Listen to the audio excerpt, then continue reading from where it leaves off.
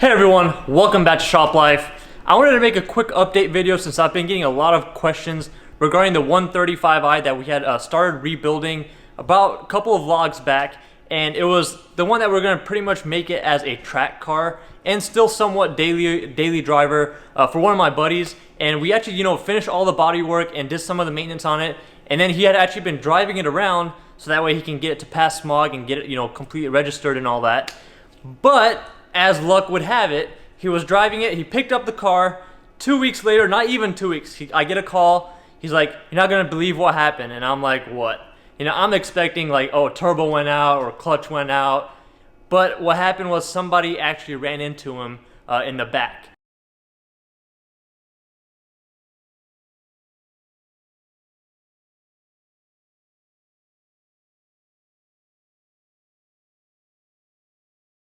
So we've got a couple of pictures, not really anything major, but the car has been at like the body shop this whole time waiting on an insurance adjuster to figure out what's gonna happen and all that. And the funny thing is, like, when he picked up the car that same day, the car came straight here from the auction. So before he picked it up, I told him, hey, go ahead and put insurance on it first before you take it off, just in case. You never know what happens. But luckily that paid off. The insurance adjuster just finished all that. He literally got the car back today. The damage is not too bad, and since it's going to be a track car, we're not too worried about it. But he's been collecting parts, and pretty much half the shop is filled up with his parts that we're waiting for the 1 Series to get here so we can finish the track build. Without further ado, let's just go ahead and see what we've collected so far.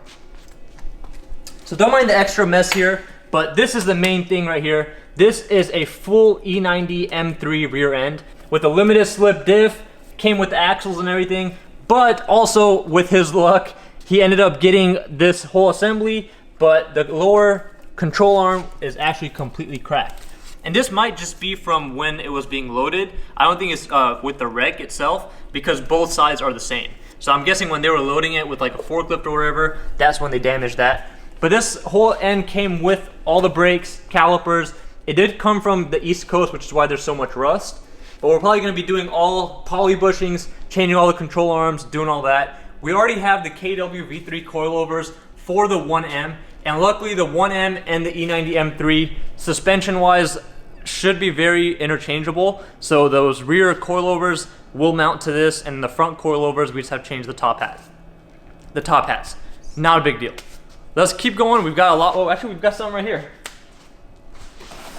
So, as with a track car and even somewhat of a daily car, you want it to feel good, and you'll be surprised how much having a nice steering wheel changes the whole driving feel of the car.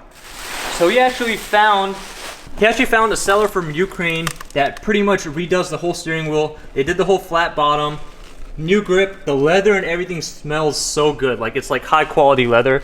And I don't think it was that expensive. I think it was like $550 or $600, and it came from Ukraine. I think it took about 2 weeks to get here. Nothing crazy. But let's go look at some more parts. Never mind. Never mind, we still got some more stuff here. So this right here is the full front sway bar from an E90 M3, or it might be from a 1M. I think they're both the same, but whatever it is, we know it's gonna fit. That's why we bought it. So yeah, this sway bar should help tighten up everything in the front and just feel overall great. Let's keep going. Now here we're continuing on with the stash of parts. We've got some VRSF stuff. Some of it is the intercooler piping. And then since the 135i is an N55 engine, since it is a little bit newer, it's got just that one single turbo, which is a twin scroll. So we've got a new downpipe for it. And this downpipe, I believe, is already ceramic coated, which is awesome.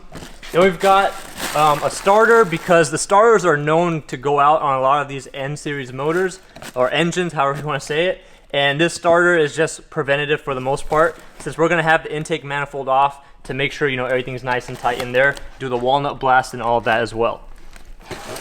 Now, we got some more goodies here. So here's continuing on with like the intake piping, the charge pipe and all that.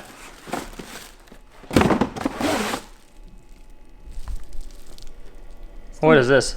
Okay, this is part of the charge piping and all that still.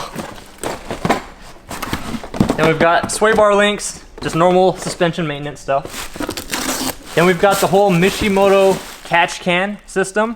This is so that way we don't have to do a walnut blast again. Once we do it the first time, it should pretty much knock it out. That's not for that.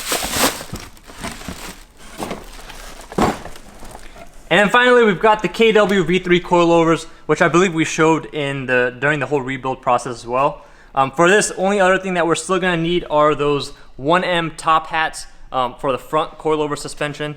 And besides that, we're pretty much set. So as soon as the car gets here, we're gonna just go start with, you know, putting all this stuff on there. Only thing that we might have to wait out on is that rear end, because for that we do have to get a custom drive shaft made, and we also have to get all those bushings, arms, and all that. So depending on, you know, whenever we free up, we can go ahead and get back on that rebuild to get it ready for the track. And the hopes are we can try to get it ready for Bimmerfest. The rear end might not be in there, but at least the rest of the stuff should be, and then he'll probably be able to take that with him to Bimmerfest. But I guess we'll all see, and time will tell.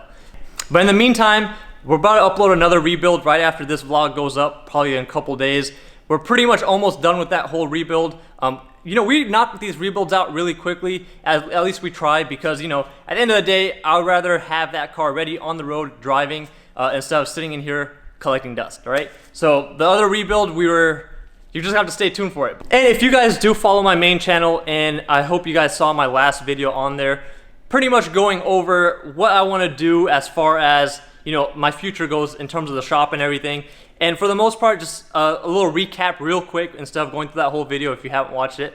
First, go watch it anyways, but here's just a quick recap to get the gist of things. No more maintenance jobs. If you've submitted an appointment request, I am not accepting any more maintenance jobs at all. Only jobs I'm taking in are big jobs, like projects, like doing these kind of rebuilds for people, you're doing track builds, crazy swaps for people, S54 swaps. And on top of that, just being able to get some more time for myself to finish my projects, work on my own cars, do the turbo build that everybody's always asking for, and, you know, just overall, maybe even buy some cars, more cars, which we really don't need, but buy some more cars to rebuild for ourselves. Hey, this is gonna be the dream, right? We gotta always chase the dreams. That's what we're all about. I hope you guys like this whole new energy and new outlook for both of these channels, and we're gonna try to make it happen, you know? Hope you guys stay along with this journey. Make sure you go show love to all the other social media, all right? You guys gotta help me out on this. I'm excited, and I hope you guys are too. No beamer when I pull in the sun. Change on me just like Polo the Don. Don't be fronting, girl, you know I'm the one. Number two is not an option, and they know they can't stop me. Take off, I can't take no breaks off. I've been working